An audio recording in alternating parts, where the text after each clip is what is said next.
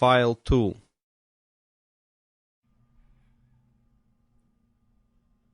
Chapter 2.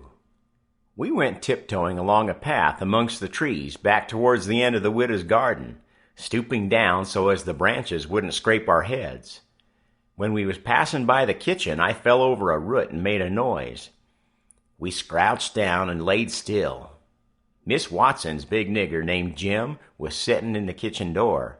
We could see him pretty clear because there was a light behind him. He got up and stretched his neck out about a minute listening. Then he says, "Who da?" He listened some more. Then he come tiptoeing down and stood right between us. We could have touched him nearly.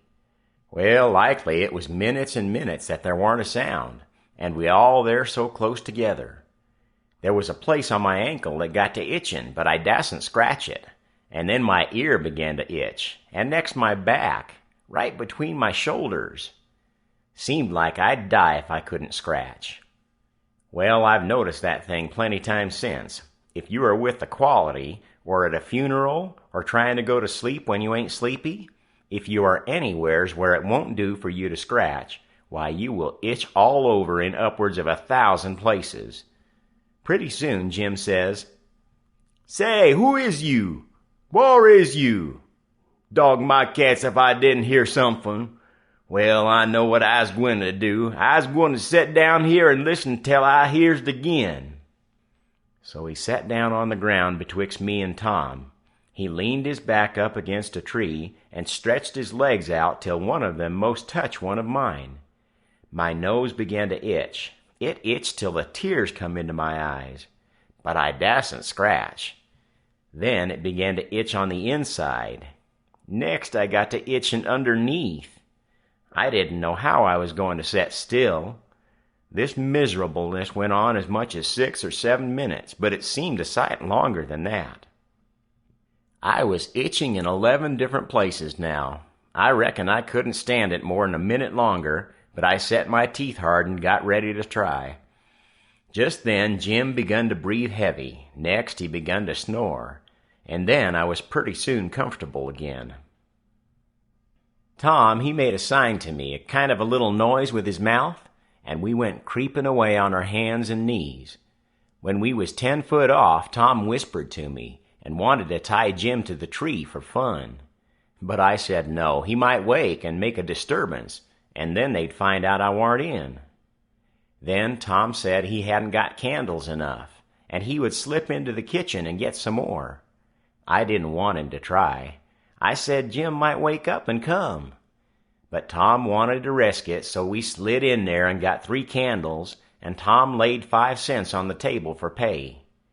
Then we got out, and I was in a sweat to get away, but nothing would do Tom but he must crawl to where Jim was, on his hands and knees, and play something on him.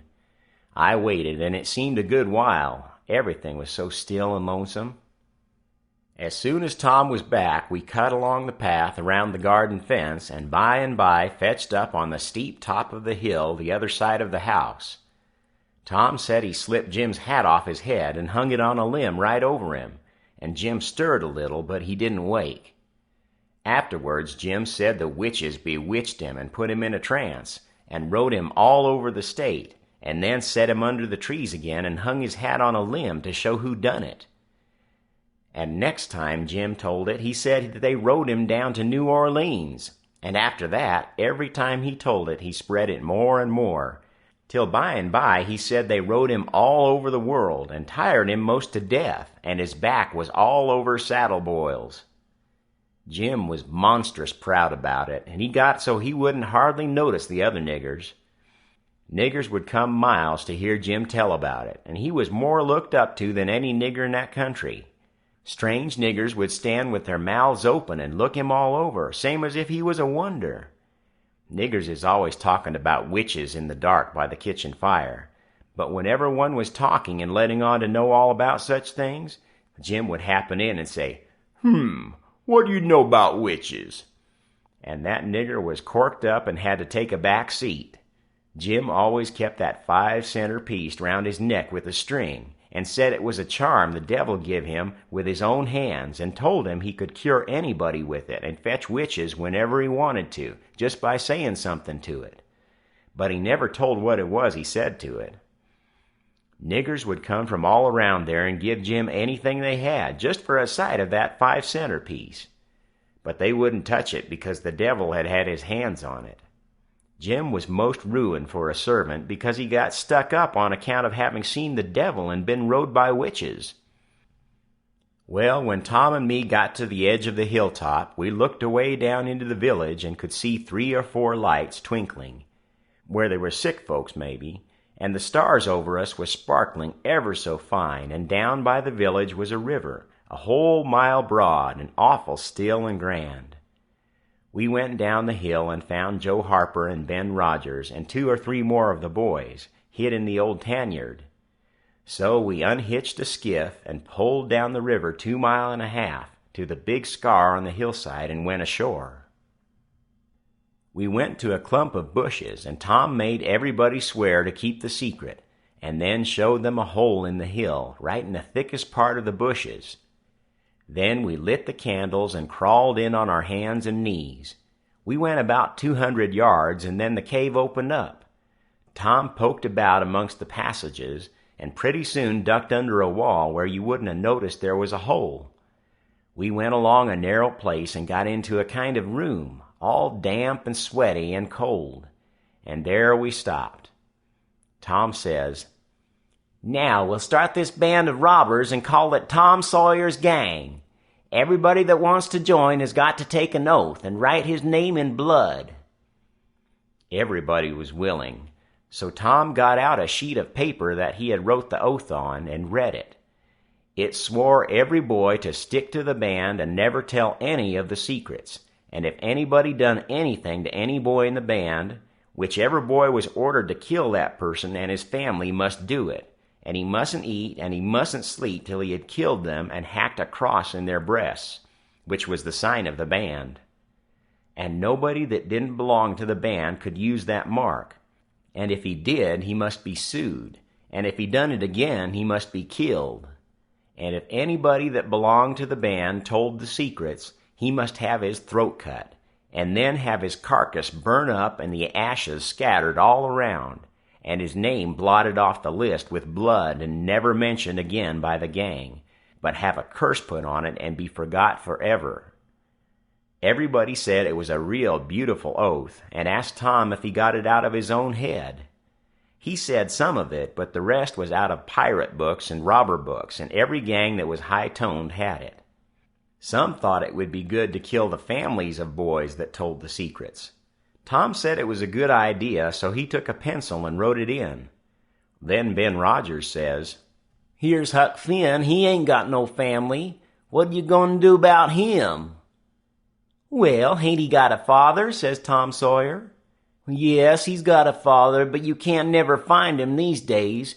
He used to lay drunk with the hogs in the tanyard, but he hain't been seen in these parts for a year or more." They talked it over, and they was going to rule me out, because they said every boy must have a family or somebody to kill, or else it wouldn't be fair and square for the others. Well, nobody could think of anything to do. Everybody was stumped and set still. I was most ready to cry, but all at once I thought of a way, and so I offered them Miss Watson. Well, they could kill her. Everybody said, "Oh, she'll do, that's all right. Huck can come in." Then they all stuck a pin in their fingers to get blood to sign with, and I made my mark on the paper. "Now," says Ben Rogers, "what's the line of business of this gang?" "Nothing, only robbery and murder," Tom said. "But who are we going to rob? Houses or cattle or—" "Stuff! Stealing cattle and such things ain't robbery, it's burglary," says Tom Sawyer. "We ain't burglars. That ain't no sort of style. We are highwaymen. We stop stages and carriages on the road with masks on and kill people and take their watches and money." "Must we always kill the people?" "Oh, certainly. It's best. Some authorities think different, but mostly it's considered best to kill them. except some that you bring to the cave here and keep them till they're ransomed." "Ransomed? What's that?" "Well, I don't know, but that's what they do. I seen it in books, and so of course that's what we've got to do." "But how can we do it if we don't know what it is?" "Why, blame it all, we got to do it. Don't I tell you it's in the books? Do you want to go doing different from what's in the books and get things all muddled up?" "Oh, that's all very fine to say, Tom Sawyer, but how in the nation are these fellows going to be ransomed if we don't know how to do it to them? That's the thing I want to get at. Now what do you reckon it is?"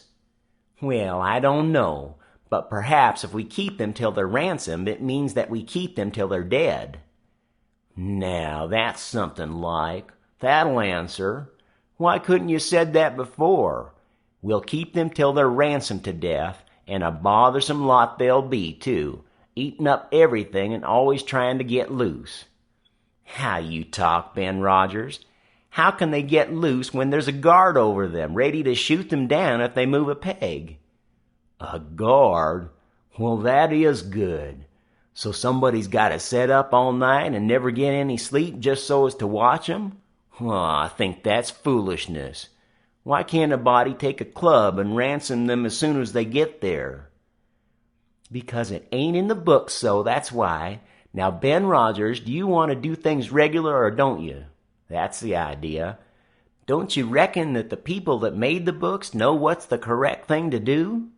Do you reckon you can learn 'em anything? Not by a good deal. No, sir, we'll just go on and ransom them in the regular way." "All right, I don't mind, but I say it's a fool way anyhow. Say, do we kill the women too?" "Well, Ben Rogers, if I was as ignorant as you, I wouldn't let on. Kill the women? No, nobody ever saw anything in the books like that. You fetch 'em to the cave, and you're always as polite as pie to them, and by they fall in love with you and never want to go home any more." "Well, if that's the way I'm agreed, but I don't take no stock in it. Mighty soon we'll have the cave so cluttered up with women and fellows waiting to be ransomed that there won't be no place for the robbers. But go ahead, I ain't got nothing to say." Little Tommy Barnes was asleep now, and when they waked him up he was scared and cried, and said he wanted to go home to his ma and didn't want to be a robber any more. So they all made fun of him and called him Crybaby, and that made him mad, and he said he would go straight and tell all the secrets. But Tom give him 5 cents to keep quiet and said we would all go home and meet next week and rob somebody and kill some people. Ben Rogers said he couldn't get out much, only Sundays, and so he wanted to begin next Sunday. But all the boys said it would be wicked to do it on Sunday, and that settled the thing. They agreed to get together and fix a day as soon as they could, and then we elected Tom Sawyer first captain and Joe Harper second captain of the gang, and so started home. I clumb up the shed and crept into my window just before day was breaking. My new clothes was all greased up and clayey, and I was